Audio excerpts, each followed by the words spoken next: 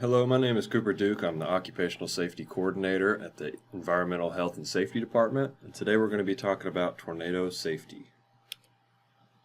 Some of the objectives of today's trainings is we're going to talk about what a tornado is, the differences between watches and warnings with tornadoes, the EF scale, shelters, tornado safety tips. We're going to talk about tornado sirens, how to register your safety shelter, and then we're going to talk about just how communication is key in these emergencies. So a tornado is defined as a violently rotating column of air extending from a thunderstorm to the ground. You can find these most of the time in the spring and summer months. Tornadoes are capable of tremendous destruction, and they can have speeds or wind speeds of up to 250 or more miles per hour. And sometimes tornadoes' damage paths can be in excess of 1 mile wide, and sometimes they can stretch for 50 miles long. Here's a picture of Tornado Alley. All the states highlighted in yellow are going to be your Tornado Alley, and as you can see, Oklahoma's sitting right there in the middle of all of it.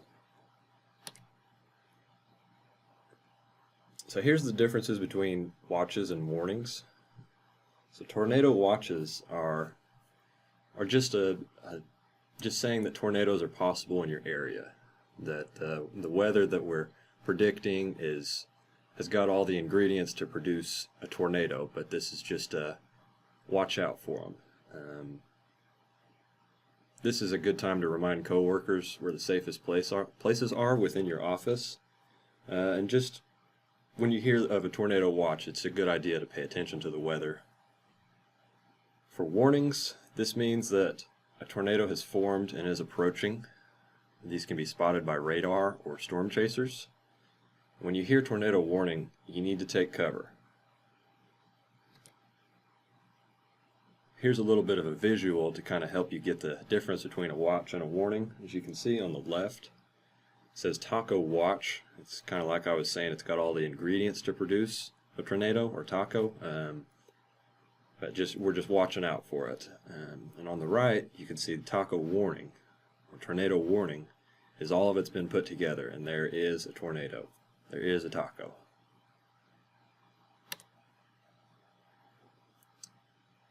Here's some clues for tornadoes to just look out for. There's going to be dark, often greenish sky, just kind of weird colors. You'll see a massive wall cloud. There's typically some large hail involved, and when there's a tornado you can hear a loud roar similar to a freight train if it's in your area. A lower cloud base in the center of the photograph on the right side of the screen is just an area of rotation known as a rotating wall cloud, and this is often rain-free, and you can kind of see the rain in the background of the picture on the right side. And then as these rotate, they can produce a tornado, kind of like you can see in the bottom left photo. And softball-sized hail and damaging straight-line winds can occur with this storm. So there's some variations to tornadoes. Some of them may appear at the beginning or early stages of rapidly developing thunderstorms, and sometimes 2 or more tornadoes may occur at the same time. The picture on the right, tornadoes may appear nearly transparent until the dust and debris are picked up. So sometimes these things can form and they're spinning, but they haven't picked up any dust where they can be seen.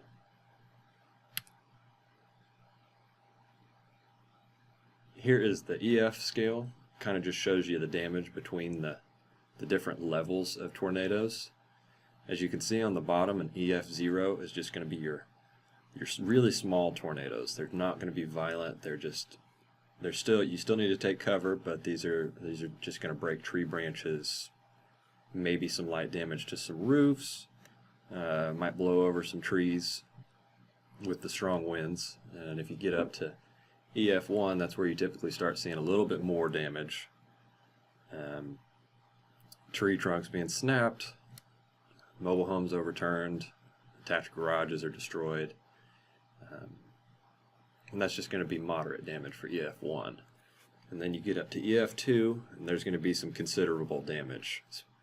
Roof structures damaged, mobile homes destroyed, debris airborne, large trees snapped or uprooted.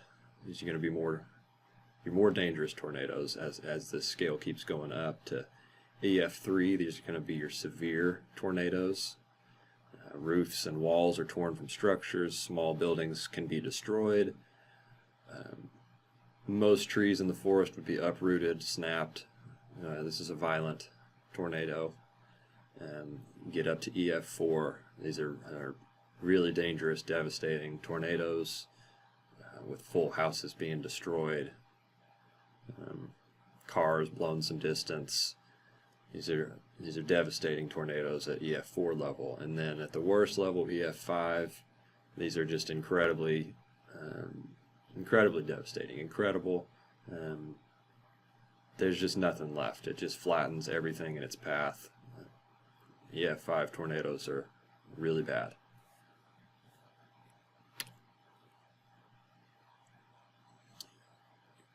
Going on tornado variations. When you're in a home or in a building, just move to a pre-designated shelter, such as a basement. You're going to want to stay away from windows.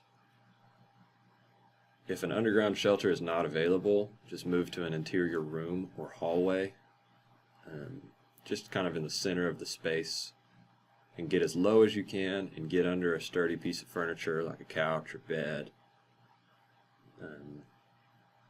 That picture on the left shows you that mobile homes, even if they're tied down, they just offer almost no protection from tornadoes. And it's a good idea to kind of just get out of the mobile home if you know that tornadoes are coming to that area, and just get into a safer spot. Just be safe. Mobile homes are not the place to stay at when tornadoes are involved. You can see the Warren Theater out in Moore, Oklahoma, where the picture on the right, where the shattered glass panels just from the debris flying into them. So that's just you're going to want to stay away from windows. And tornado safety at home and work. Like I said, you're just going to want to get to an inside hallway, the center of your house or building, and get to the lowest level possible. Stay inside, don't go out looking at it. First floor, aisle side cubicles, get under the work surface under that heavy furniture. Typically rooms that are in the center of your space are going to be your restrooms, or you're going to want to avoid places with wide-span roof areas. These are like auditoriums or gymnasiums. Move away from exterior walls and windows, and use your arms to protect your head and neck. When you get low to the ground, use your arms and wrap them around the back of your head. Here at OSU,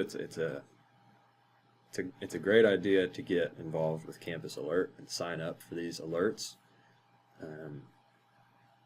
This is a notification system that the university uses to send out warnings if there's a campus intruder or act of terrorism, biohazard threats.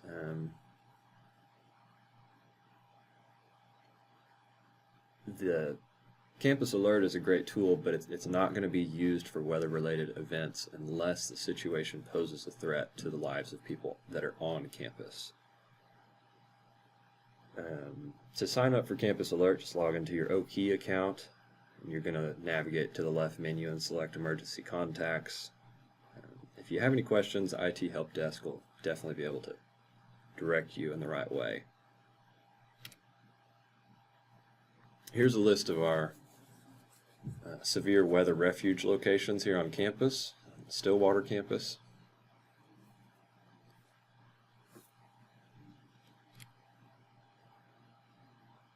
And not all these buildings are open all the time, so those buildings with an asterisk next to them, OSU PD will come around and open these after hours whenever the shelter is needed. Agricultural Hall, Classroom Building, and Student Union.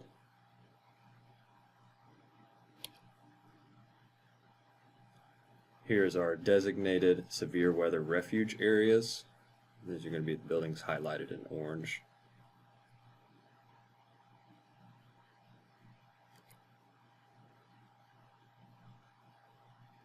For remote workers or traveling employees, here's some things to just remember. You need to remind these employees when they're traveling that they need to monitor the weather at their location, protect themselves while they're driving, how to protect themselves when working from home, and how to protect themselves when working outdoors. Tornadoes can occur throughout the year here in Oklahoma. Weather's unpredictable sometimes here in Oklahoma, but generally you're going to find tornadoes from April through October. To protect yourself and your family, just learn what you can about emergency tornado procedures. Be prepared. Use weather apps, radio stations, and Oklahoma TV news stations for current weather conditions. Tornado safety involves 3 phases. You're going to want to prep for the storm, stay safe during the storm, and then you're also going to stay safe after the storm. So here's just some good tips. In relation to tornadoes, you're going to want to keep a flashlight with batteries ready for use. You got to listen to the local radio or TV weather bulletins daily just to kind of stay updated, stay on top of it. And anytime there's a tornado warning, remember the warning is what you need to take shelter immediately. If you can't get to a shelter, get as low as possible. Get to the lowest floor of the building or to the basement, to the center hallway, center restroom, and do not try to outrun a tornado in your car. And you're going to want to keep away from all windows, like we've said. Avoid auditoriums or big stores. Avoid south or west rooms and walls. And avoid hallways with south or west openings because these can become wind tunnels if they're hit. And just remain sheltered until you're given the all clear signal. So in Payne County specifically, the tornado sirens, they're going to be a steady tone for 3 minutes. There will not be an all clear siren after the tornado has passed because it can create confusion. These sirens are tested monthly on the first Tuesday at 11:30 a.m. as long as the weather's clear, because you don't want to cause any confusion with a storm. And if the weather is causing issues, it'll just be rescheduled the following Thursday or the next Tuesday. And when the siren sounds, this is your tornado warning. So you're going to want to shelter as soon as you hear that siren.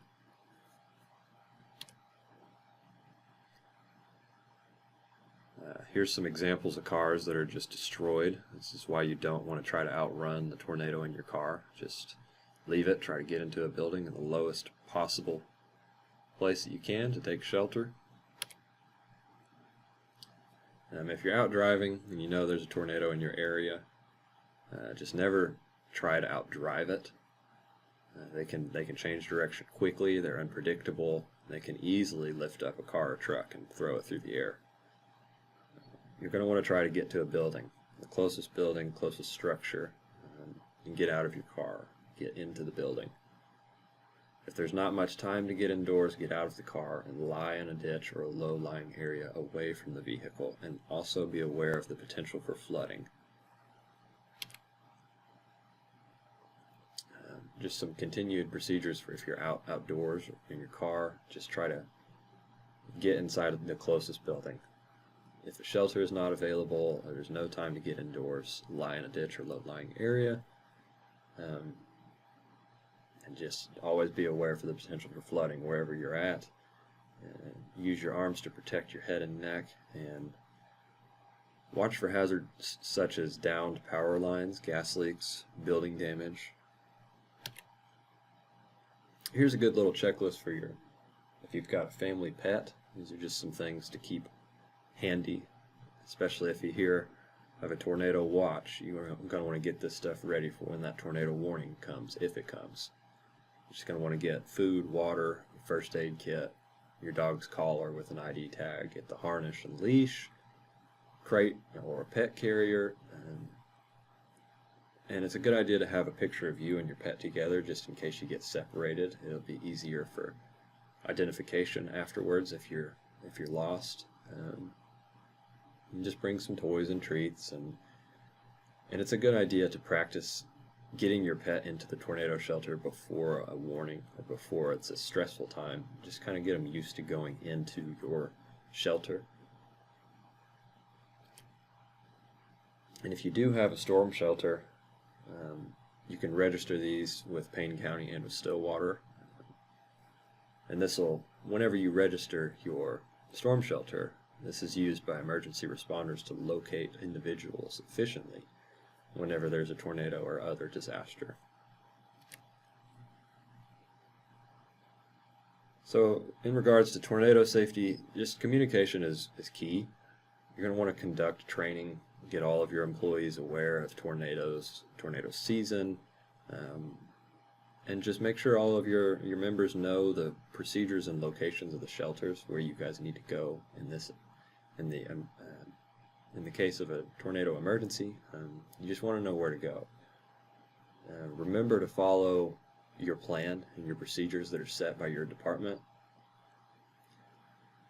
And just staying in touch with your family members will help ease the concerns. I mean, just try to stay or keep your family updated. Just let them know that you're in a shelter or that you're going to a shelter. Let them know that you're safe.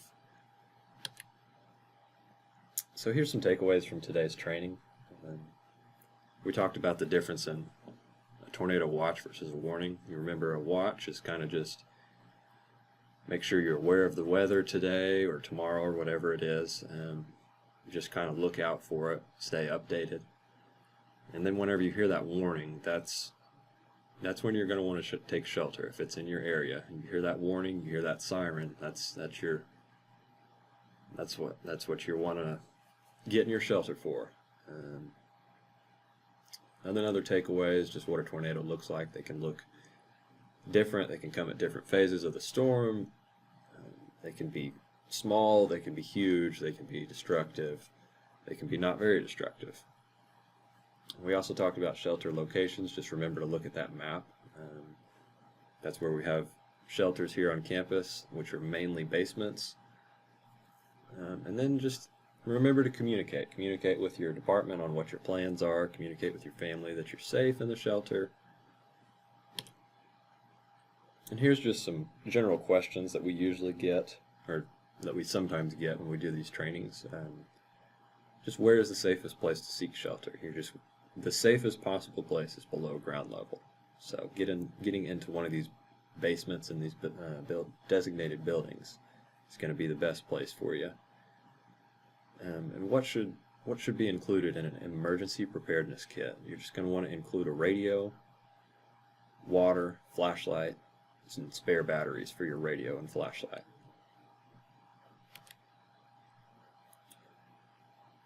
Here at the EHS department here on campus, we have several different programs and services, as you can see by this list here.